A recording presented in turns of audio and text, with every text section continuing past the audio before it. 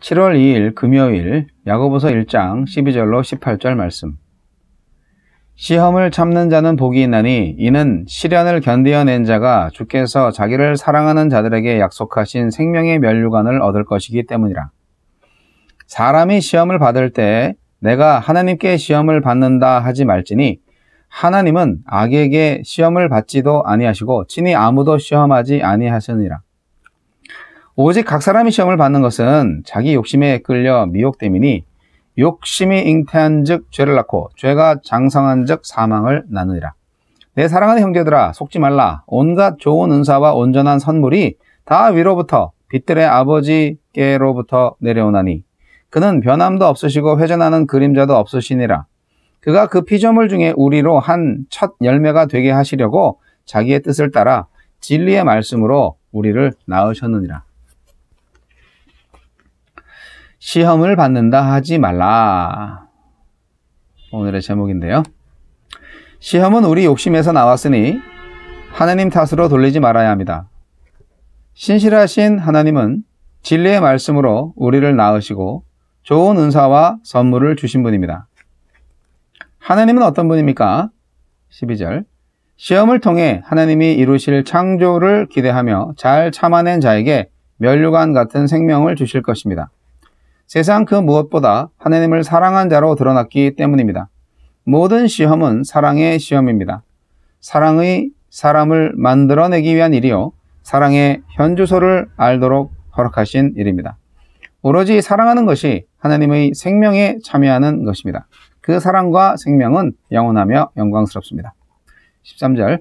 우리가 죄를 짓도록 시험하시는 분이 아닙니다. 하나님은요. 하나님은 악을 행하도록 시험을 받는 분도 아니고 누군가를 죄와 사망에 이르도록 시험하는 분도 아닙니다. 물론 시험을 허락하시지만 감당할 수 있을 만큼 주시고 믿음으로 구하는 자에게 피할 길도 열어주십니다. 악의 가공할 만한 결과에 경악할 수 있지만 하나님께 그 책임을 따지기 전에 스스로에게 먼저 물어야 할 것입니다. 16절로 18절.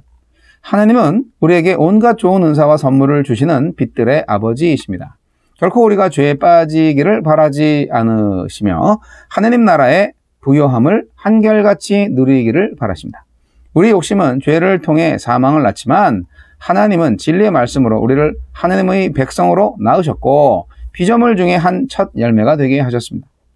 언제 시험에 빠집니까? 언제 유혹에 빠집니까? 하나님의 역사와 선물을 누리지 못하고 영생을 만끽하지 못할 때가 아닙니까? 우리에게 주시는 교훈은 무엇입니까? 14절, 15절. 각 사람이 받는 시험의 종류와 정도가 다를 뿐 삶의 시험이 없는 사람은 없습니다. 그 시험에 빠지는 것은, 그 유혹에 빠지는 것은 다른 누구의 책임도 아니고 각자 자기 욕심 때문입니다. 하나님이 허락하신 것보다 훨씬 과하게 원하기 때문이며 하나님과의 관계 단절을 무릅쓰고라도, 죄를 무릅쓰고라도 자기 욕망을 실현하는 데 몰두하기 때문입니다.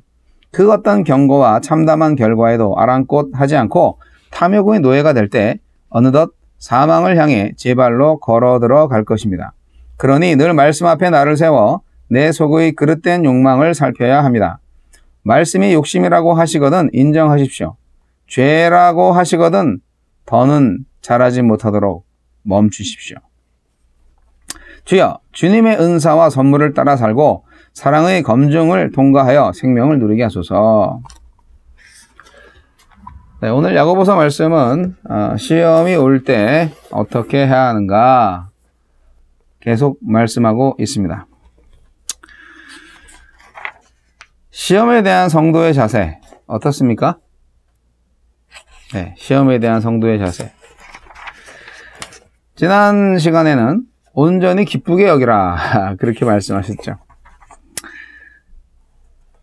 시련은 연단이죠. 예, 그래서 연단을 왜 합니까? 강하게 하려고 하죠. 철을 강하게 하기 위해서 열심히 달구고 식혔다가 또 달구고 그 다음에 사정없이 때리잖아요. 예, 연단을 하면 강해지죠. 그런 거랑 비슷합니다. 그래서 우리가 진정 신앙인으로서 시험을 받을 때, 이게 나를 강하게 하기 위한 그런 연단이구나 생각하면 좋습니다. 그런데 이제 오늘 말씀 안에서 시험은 그렇게 생각할 시험이 아니고요. 유혹이죠. 유혹. 테스트가 아니라 템테이션인데요. 이 유혹은 받으면 안 됩니다. 테스트는 하나님으로부터 온 것일 수 있지만 템테이션은 하나님으로부터 온 것이 아닙니다. 마귀로부터 온 거죠. 오늘 말씀에서는 마귀로부터 온 것이라기보다는 자기 마음속의 욕심에서 나왔다 그렇게 말하고 있는데 그걸 마귀가 이용합니다. 각 사람의 마음속에 있는 욕심에서 이게 유혹이 나와요. 그렇기 때문에 악의 근원이 자신에게, 즉 자기 욕심 안에 있기 때문에 그 누구도 죄를 짓게 된 원인이 하나님한테 있다라고 말할 수 없다. 그렇게 야고보는 말씀하고 있습니다. 처음 사람이었던 아담 어떻게 했나요? 하나님께서 먹지 말라고 하신 선악을 알게 하는 나무의 과일을 따먹은 다음에 하나님께 뭐라고 말했어요? 내가 범죄하게 된 원인이 하나님이 주신 그 여자 때문이라고 그렇게 얘기하지 않았나요? 예, 아담이 좀 비겁했죠. 자신의 범죄의 원인을 아내에게 그리고 그 아내를 주신 하나님께 전가하려고 한 거예요. 네, 이 나쁜 거예요. 그래서 성경은 오늘 말하고 있습니다. 하나님은 시험하시지도 않고 시험 받으시지도 않는다. 그렇게 해요. 그리고 오늘 15절 말씀, 유명한 말씀이죠. 죄가 장성해서 사망을 낳는다. 아주 엄청난 경고입니다. 죄를 지으면요, 점진적으로 사람의 영혼을 잠식시킵니다. 자꾸 살살살 갉아먹어요. 그래서 욕심이 나를 미혹한다? 조금 받아도 괜찮아. 그게 아니고요. 절대 단 한 번도 허락하지 않아야 합니다. 그래야 시험에서 이길 수 있습니다. 시험에 빠지지 않을 수 있습니다.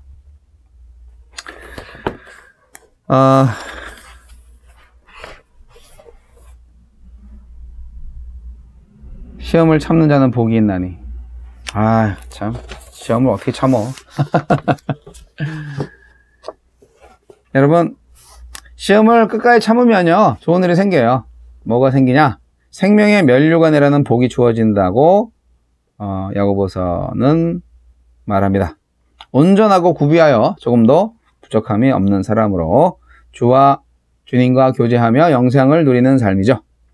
그런데 시험에 빠지게 하는 자기 욕심에 이끌리면 안 되고요.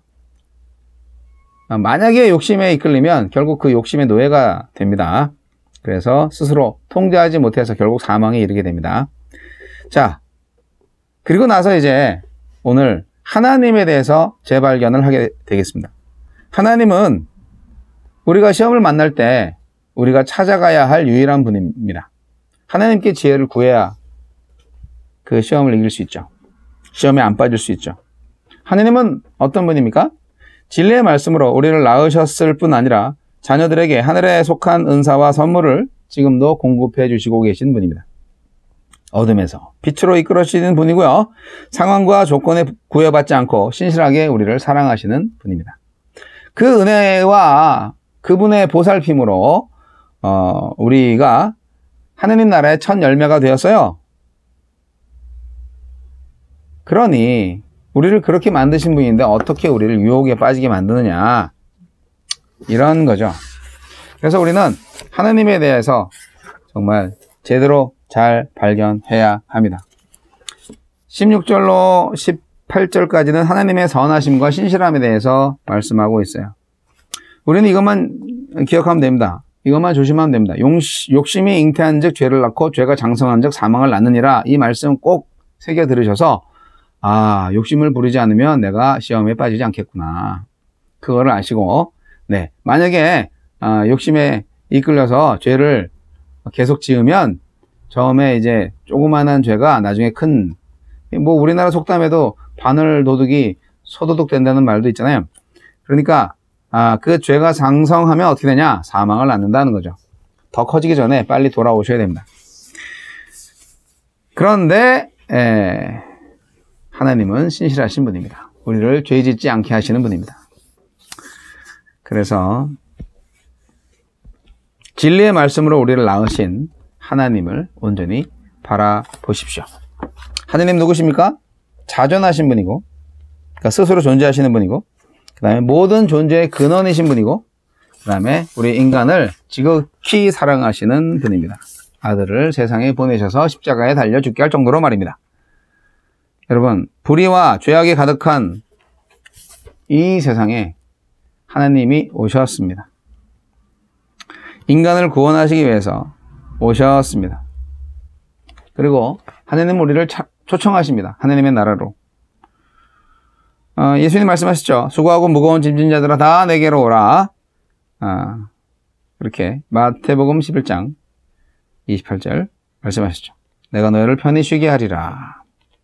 그리고 요한복음 7장 37절에 목마른 자들도 오라. 그렇게 말씀하셨어요. 이러한 초청의 대상은 의인이 아니라 죄인들이었어요. 하나님의 사랑은 바로 죄인들을 사랑하시는 거예요. 하나님께서는 예수 그리스도로 하여금 우리의 죄를 담당케 하셔서 십자가의 피로 우리의 모든 죄를 깨끗하게 씻겨주시고 우리를 구원해 주셨습니다. 우리가 믿는 하나님 스스로 살아계신 분이고 모든 존재의 근원이실 뿐 아니라 우리를 사랑하사 죄를 용서해 주시는 하나님이십니다. 구원의 하나님이십니다. 우리 인간을 구원하실 분은 오직 우리 하나님밖에 없습니다. 하나님 외에도 구원이 있다. 이런 헛소리를 믿지 마시고 여러분 하나님만을 믿고 구원받는 성도님들 다 되시기를 바랍니다.